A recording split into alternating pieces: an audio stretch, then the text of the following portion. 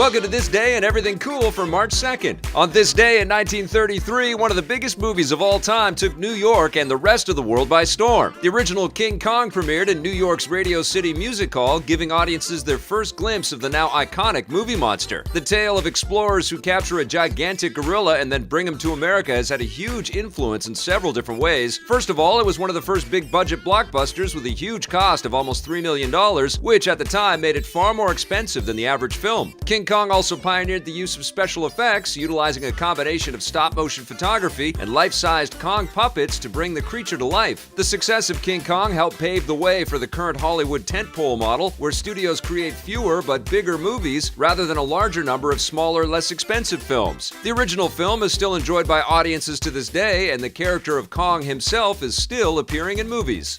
King Kong is pretty big, but on March 2nd, 1983, things were looking a little more compact. The very first compact disc, or CD players, began hitting store shelves in North America, having previously only been available in Japan. CDs were the first mainstream music format to offer digital audio. All the previous consumer products like vinyl records and cassette tapes relied on analog technology, which is arguably less crisp and clear. CDs took the world by storm and became the dominant music format by the 1990s. Sales began declining with the rise of downloadable music and MP3 players in the early 2000s, and today they're largely obsolete.